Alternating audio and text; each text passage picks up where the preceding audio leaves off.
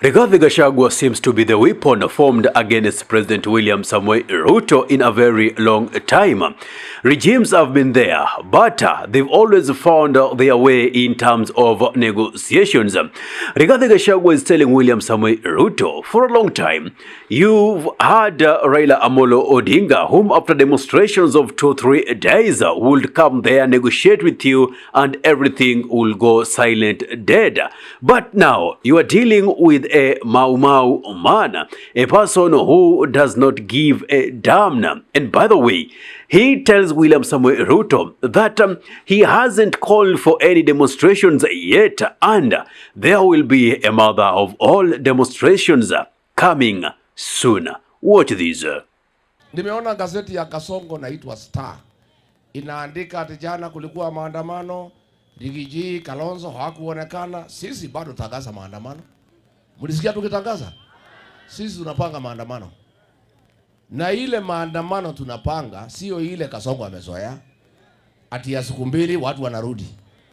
Ile maneno tunataka kupanga, kwanza tunataka ihusishe kila mtu. Tutafutane na watu ya Leader Mwananchi, tutafutane na Gen Z, tutafutane na United Opposition, tutafutane na Wakenya, tupange vizuri. Number 2, hatutaki tu kuongea mambo ya mafuta. Hii maandamano kwa sababu itakuwa kali, we must put all the issues. Mambo ya mafuta, mambo ya ABC, mambo ya vitambulisho, mambo ya wizi. Na nikwambie Kasongo, wewe ulizoea Raila anafanya maandamano, unaita unamwingisha kwa serikali, maandamano inaisha. Ile itakuja hakuna mtu utaita atuingize kwa serikali. Ile maandamano inakuja, the demands we make will be met. Akina Murkomen, hii watu ya guns lazima wakwende. Hiyo maneno itakuwa hapo ndani. Mambo ya mafuta lazima. Mambo ya IBC lazima. Hao watu ya vitambulisho wanapeana vitambulisho haraka haraka kwa Ruto huko kwao Rift Valley. Hapa Ukambani mnangoja mwezi 5. Huko Mlimani tunangoja mwezi 7. Hiyo maneno yote, all those demands will be packaged as one. Na ile maandamano itakuwa Kasongo. Hata kama itaenda mwezi moja, you will have to do what we are demanding. I don't imagine ni hilo likuwa napanga hapo na Raila. Ati Raila anafanya siku 2-3, mnaenda mnaketi, unamuingiza ndani ya serikali, maneno yanaisha. Please, you are dealing with different characters. These are different characters. Kwanza hii kijana naongea, mtoto ya Mau Mau. Kasongo asukumwe asisukumwe. Now, if these threats are anything to go by, let us expect some showdown. Because if you clearly remember June 25th, the year 2024, the youth were able to demonstrate and march, and they occupied the parliament as they wanted. They were also wishing to occupy the state house. Now, if Rigathi Gachagua is telling William Samoei Ruto that was just a demonstrations of a one day people are resting, these ones will be continuous, what should we expect? Yet we know the tactic under which this government operates in. They don't fear blood. Should we expect extrajudicial killings? Should we expect state-sanctioned abductions? What should we expect? Because at the end of the day, the issues that Rigathi Gachagua are pointing, these issues are very, very vital, and they touch the common mwananchi, ranging from the fuel prices. The issue of the economy is a great pain to the skin of a normal citizen. Therefore, we must make sure that the government is pressed so that it listens to the pleas of the Kenyans. Anyway, Gachagua did not end there. He also accused William Samoei Ruto alongside Oscar Sudi and Kipchumba Murkomen in the case that they have been mentioned towards trying to grab land belonging to common citizens. Watch this. Wamepora mali ya Kenya, wamemaliza. Sasa wameingilia mashamba ya watu, private land. Pale Kiambu kuna familia iko na 248 acres. Huyu Murkomen ameuda kikundi ya goons ameweka kwa hiyo shamba. Wanataka kuiba hiyo shamba, Kasongo, Murkomen na Sudi. Wanatumia vijana hapo wa Kikuyu wanaitwa akina Kororia.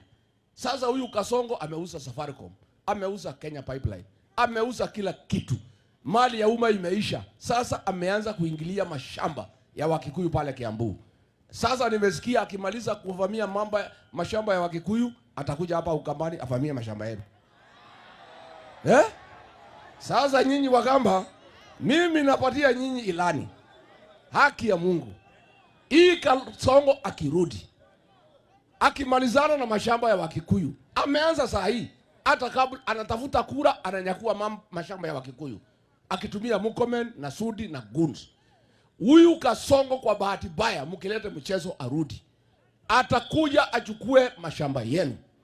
Akimaliza mashamba, hii mtu atachukua mabibi yetu. Hii mtu aende asiende? Hii mtu aende asiende?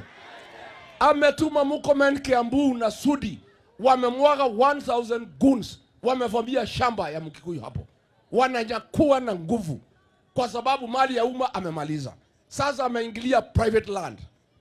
Anamtele nyiwa akimalizana na hiyo mashamba kubwa kubwa, atakujia hii yenu ndogo. Hapa mko na eka ngapi? Eka ngapi? Mko na eka ngapi hapa? Average moja. Eka moja mbili. Kasongo anakuja. Kasongo anakuja. Tafadhali tufukuze hii mtu. Muko tayari?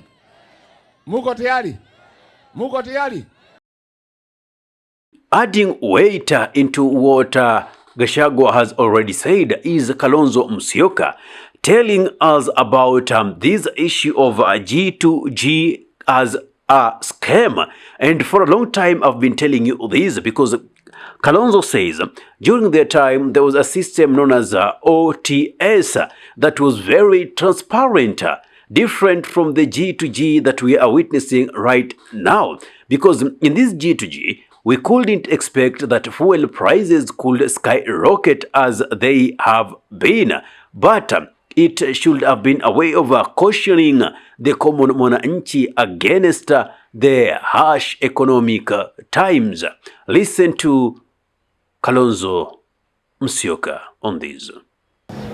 Sasa jana vijana wakajitokeza wanalalamika juu ya ongezeko kubwa la mafuta. Wakati Ruto one time alikuwa analalamika ilikuwa 135 shillings. Wakati alisema Uganda ni chini, bei nafuu, na hapa ikaelewe ni kwa nini huku bei iko juu zaidi. Lakini sasa inawasili karibu inafikia shilingi 200. Na Ruto hajui kwamba wana bodaboda, wana pikipiki, wanatumia petroli. Anadhani wanatumia mafuta taa. Huyo ni kiongozi hata hajui vile watu wake wanavyoishi. Kwa hivyo tamko hili la G2G, wakati mimi ilikuwa nikiendesha mazungumzo ya National Dialogue Committee, NADCO, pamoja na mwenzake huyu ambaye ameingia aibu, huyu mjumbe huko Kikuyu, ambaye aliamrisha sisi tupigwe tear gas. Yeye mwenyewe anakumbuka wa Kenya experts walikuja wakasema hii kitu inaitwa G2G haiwezi kufanya kazi. Kwa sababu Wakenya ambao wanauza mafuta wako na ile inaitwa OTS system ambayo ilikuwa inafanya kazi vizuri kwa uwazi. Lakini hii G2G kumbe ni G to Ruto. Yani nchi ambazo wanatoa mafuta kama Gulf na kwingineko wanaletea kampuni ambazo Ruto mwenyewe amesema hii Gulf, hii nini. Na ndio sasa gharama ya mafuta imeenda juu. Na gharama ya mafuta ikienda juu, bidhaa zingine zote zinapanda. Well, all that has been said by Rigathi Gachagua, from the issues demonstrations to the issues land grabbing to what Kalonzo Musyoka is now saying about the government to government transactions. Now, we have been in a comfort zone for a very long time, we as a citizen. We have always thought that politics does not concern us.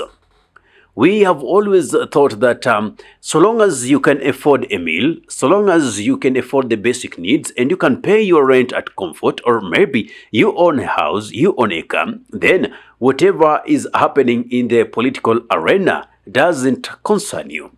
Now, remember I told you, whether you like it or not, your life is evolving around politics, because there are things that need to move, and for them to move, policies have to be formulated.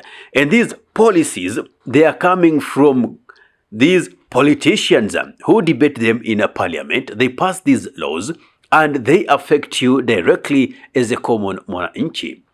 Just the other day, we saw floods in CBD of Nairobi city.